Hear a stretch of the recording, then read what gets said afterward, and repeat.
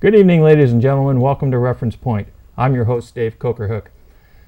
We're in an interesting time right now with the economy the way it is, and the unemployment rate in California is at the highest it's been in quite some time, and we keep seeing companies laying off, and the whole situation with the job market is pretty interesting right now. And that's the topic that we're going to discuss tonight, because with me are a couple of folks from a company called Inner Architect that are here to talk to us about what it is that's really going on in the job market, in the sense of where do you go to find things now. The types of things that we all used to do when we were looking for work 3, 5, 10, 20 years ago aren't necessarily going to work in today's economy, in today's technologically advanced world. So we're going to talk about that with Susan Henshaw, and Dean, you're going to have to say that again. Dean Guidani. Guidani, thank you. I should you. be able to do that. I'm half Italian. That should be rolling off my tongue, especially with a name like Cokerhook. I should be able to say that. So Susan and Dean, welcome. Thank you for coming all the way down to visit with us here at Reference Point. I appreciate your being here tonight. We're delighted to be here, Dave. Thank you, Dave. Well, good. So let's just jump right into this. By the way, I want to let the folks know that we're going to, this topical subject matter we're going to talk about is pretty broad, and we're going to cover a couple of different things. We're going to cover job seekers, and we're going to also cover the content of people who are maybe looking to change a career or looking to start a business opportunity or whatever. So we're going to really do 2 shows here to cover this subject matter. And I just want the audience to know that. But right now we want to start talking about what do people do if they're looking for a job these days? What's different today than it was 10 or 15 years ago? Susan? Well, first of all, the mass number of people that are unemployed right now is different than it typically is. And so our work is all about teaching people to be proactive.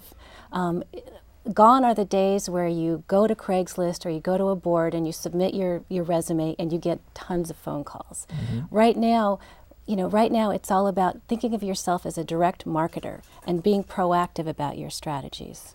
Thinking of yourself as a direct marketer. That's a very interesting concept. Kind of explain a little bit of what you mean by that, so that I and the rest of the folks can really get a handle on what that means. Okay, that means is first you have to be clear on the kind of job that you want, and you have to create a targeted list of companies that you want to work for. And so you go out and you identify who the hiring managers are, and you go out and you actually reach out and proactively ask if there are opportunities.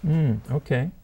So that's a little different than just going up to some place like monster.com or careerbuilder.com and looking at what the postings are. Sure. Right? Sure. Or looking in the people don't look in the newspapers anymore. We used to look in the newspapers years ago, right? To see what the one ads were like, and then trying to find something that fit what you thought you were doing. Right. You're talking about actually going out there. Now, didn't you guys tell me something about most jobs that are actually available you're not going to find through postings and things like that? Right. I think there's something that people are beginning to grapple with and see, and that is there's a real change in the role of the resume today.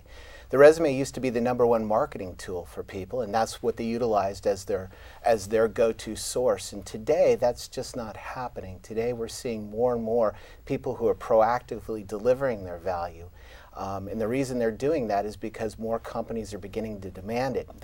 The statistic you were talking about was from Cornell University, and they quoted this particular quote, which is approximately 80% of the positions that are available are never advertised. Never advertised. So Dave, if you think about this, 8 out of every 10 jobs is actually part of what we know as the hidden job market. Mm-hmm. If you're utilizing a resume as your #1 marketing tool, as your direct tool for you to deliver your value, you're missing the majority of the jobs that are available today. Because those aren't someplace that you know to send your resume. Correct. Right. Okay. Susan calls it response mode, and I think that's probably the best coining of a phrase that I've heard, because you're responding to what you hear or what jobs you see on a board or in a newspaper. Mm-hmm. And today, that's just not going to be as effective.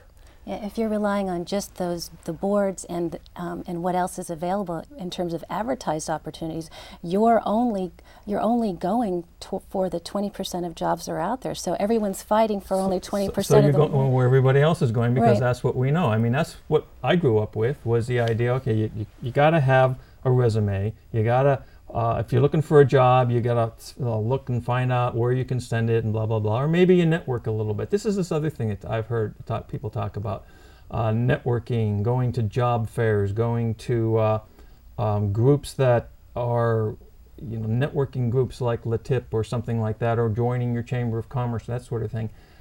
But I don't know how effective those things are. I have my personal experience with them at different levels, either in using them for the career I was in, or maybe looking for something else. But I don't know how they fare for most people. So, Susan, is that a viable, or is that one of the viable places that you should go and be looking? Yeah, I mean, networking is probably one of the most powerful things you can do in your job search, but you have to do it effectively. You have to make people aware of the kinds of opportunities that you're looking for, and you have to establish yourself as a valuable go-to source for information. So most people approach networking, without a strategy, or we've all learned that networking is about selling yourself. Right. And so there's a difference between selling yourself, pitching people. Yeah, know your elevator pitch, so that you got these 30 seconds and you Right. can give it to them. Right. Okay. But networking these days is all about providing value. You want to help people, and the sale comes as a result of a relationship that you've built with somebody. And you said something a couple of times here. Each of you have used the word value with respect to what it is that the job seeker is bringing to the table. And that's real interesting for me to hear, because it's different than what most people think, or at least what I believe most people think about when they're looking at finding a job. It's like, well, what am I good at, and where have I worked before, and can I get another job like that somewhere? Okay, but I don't know that most people actually think about what is the true value that they bring to the table, not just in terms of what they've done before, but what are all those things about Susan or Dean that make them an ideal candidate to work at a given company. Is that a fair statement? Yeah, that's very fair. Very. Yeah. So how do you change that? Well, it's all about really looking at yourself like a tapestry that has all kinds of threads that have woven you into who you are. And so consequently, your background, your history, your experience, your expertise has made you unique. And so it's all about looking at yourself and creating a story about who you are, and sort of molding that story to communicate to a potential hiring manager why you are uniquely qualified for this work. Okay. So you have to have a little bit of sense of self then. Right. Who am I? What do I want to do? But it sounds complex. I don't know if it's really complicated to do, but I think what happens for a lot of people is they don't I'm trying to figure out the right way to phrase this. They haven't had to do that before. Okay, if you've had a career, and sometimes, I was in the software industry for almost 30 years, and you would get calls from other companies and saying, hey, would you like to come here? And I saw people jump from job to job to job because they got recruited. Okay, and so I think that kind of sense of expectation that they're going to come looking for me permeates, especially with the more service-oriented industries. Okay, but that's not really the case today, and I think that people need to understand what you were just talking about, that I have a value proposition that I can bring to the table. And maybe that might mean that I'm going to change the kind of work that I've done, because if I really know what I'm good at, that might lead me in a different direction. Is that? Absolutely, absolutely. I think your passionate interests are building blocks that people today are looking at as something that they can create their own niche, so to speak, whether they want to be a consultant or start their own business. They're utilizing their past business legacy, the tools and the skill sets they decided were the best places for them to start, and they're using those as building blocks. And now more and more people with the difficult conditions we have now have decided they're going to build their own business rather than try and go out and find something. They're going to start with those building blocks, those skill sets, and then follow their passionate interests. I think we see that a lot, especially in recessionary times. Because if you're not able to go out and find another job in exactly the same thing that you had been in, what are you going to do? Right. So, but let's talk a little bit about how people now, if I've done this and I've determined my value, okay, what do I do now? I mean, let me change the way that I approach this question. Your careers, things that you guys do right now, I want to make sure the audience understands this. Mm-hmm. This is what you guys do for a living. You help people through this kind of a situation. Right. Your company that's what it's there for. Correct. So when you're coaching someone, how do you help them? What do you tell them to do that makes it something that they can digest? Because it seems like such a big, huge, challenging thing to do. How do you break it down into easily digestible parts? Well, the first thing that we tell people is that you need to get really clear on the direction that you want to go. I mean, many of us, me included, have had a history of just kind of creating a career based on the opportunities that presented themselves to you. And so, our advice is to get clear on what you want to do, and then, so you get clear, and then you define the work, you design your job responsibilities, determine what training you might need, what credentials you might need, and then just create a vision for the work. Right, and there's something that's happening now that's so important that people need to be aware of. There is such a great opportunity available to us all that we didn't have available to us 25 years ago, even 10 years ago.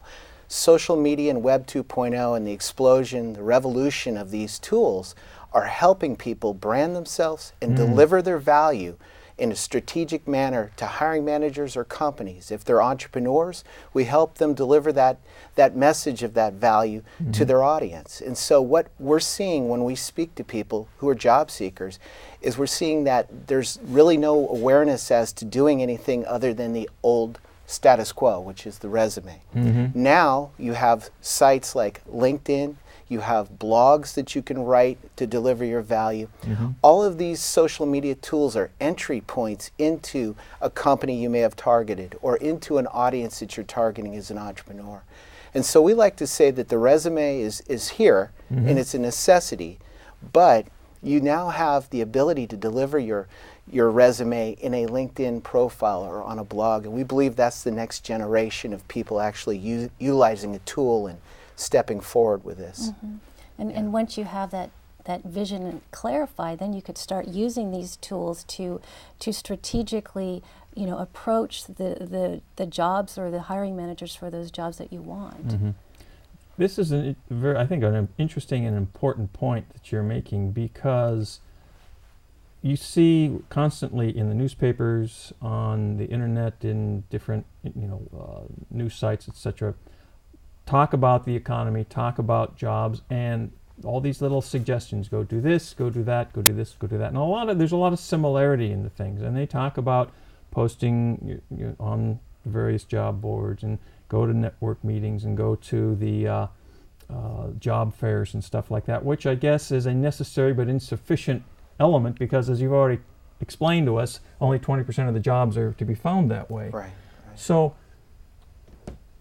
Dean, before the show, you were mentioning that not too long ago you guys had you were speaking to a group of professionals, right? Folks who had been in banking or real estate or some, high tech or whatever, and it seemed like a majority of them were still using that strategy. Is that? Absolutely. Yeah, they were utilizing the same strategy that I had utilized 25 years ago when I left college to find a job, which is simply create a resume, look at want ads or job boards, and sit back and hope that somebody finds you. Right. And we're saying that you can do more. And the people that we speak to now, they feel a gratified sense of there's something else. There's an opportunity that I can now take forward, and I can brand myself. And that branding takes on an expertise, a value message that they can deliver.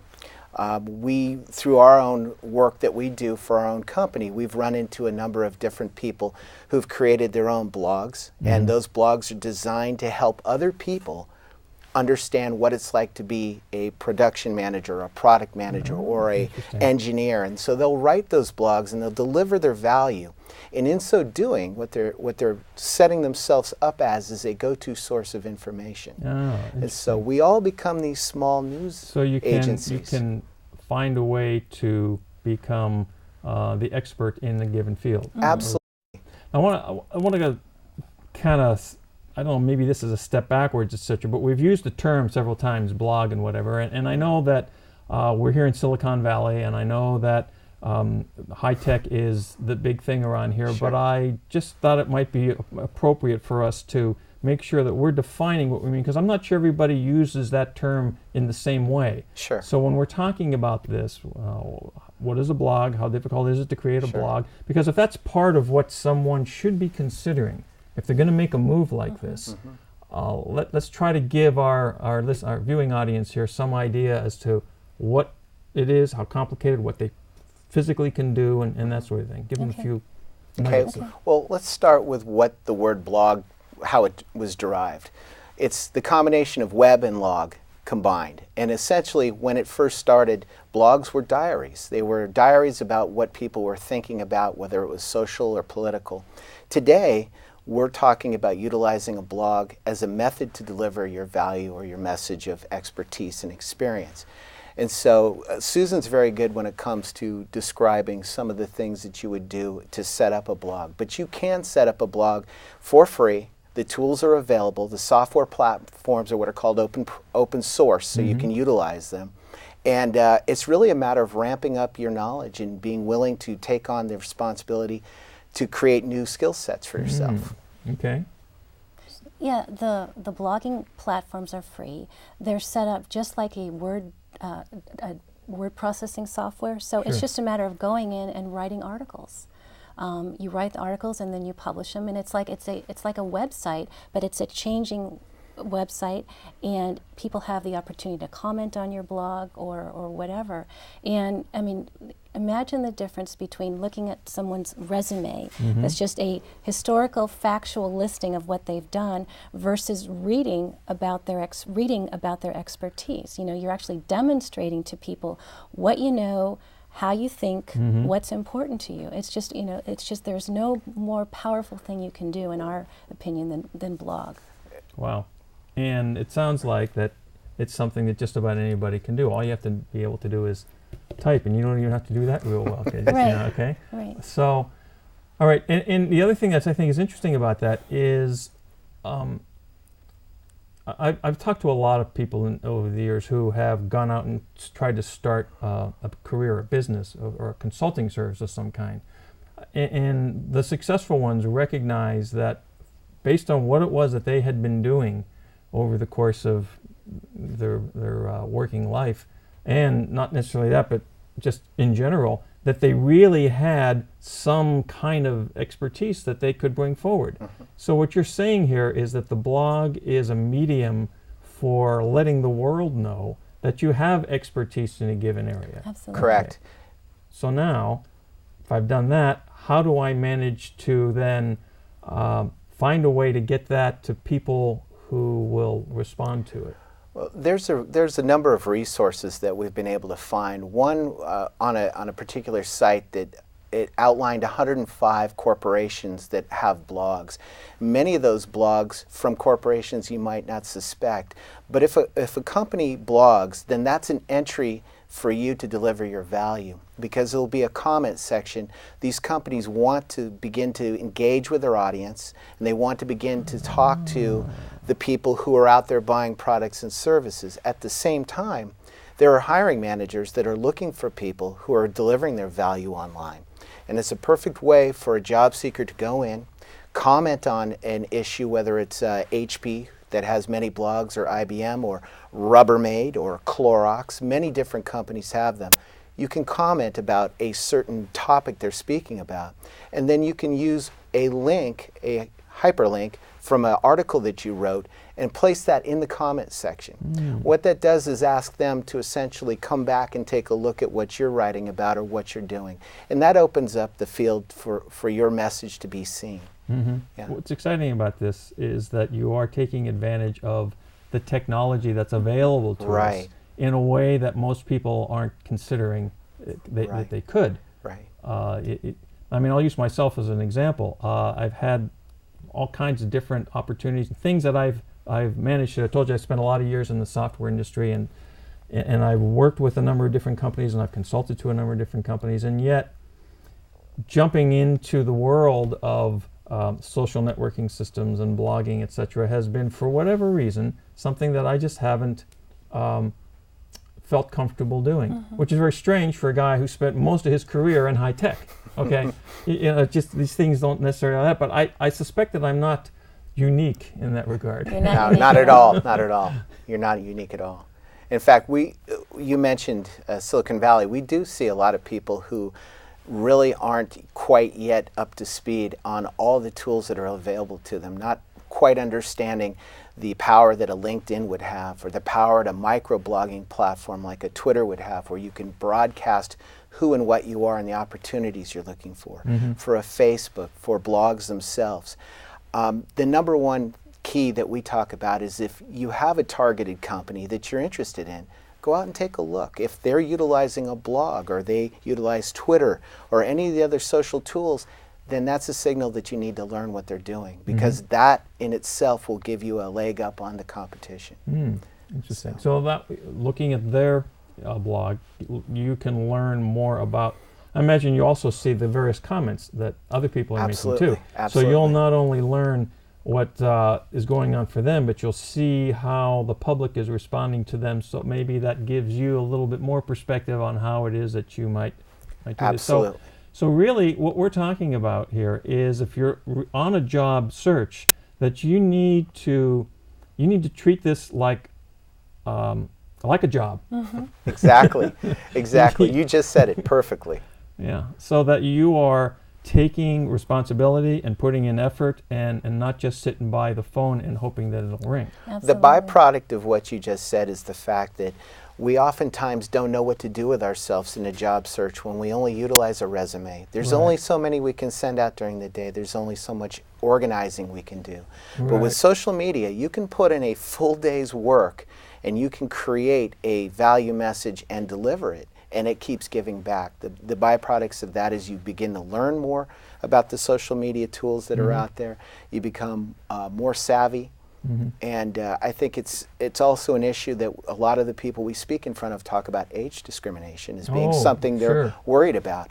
And we laugh when they say we don't want to put our picture up on a profile. We said, they're going to find out. You need to do that.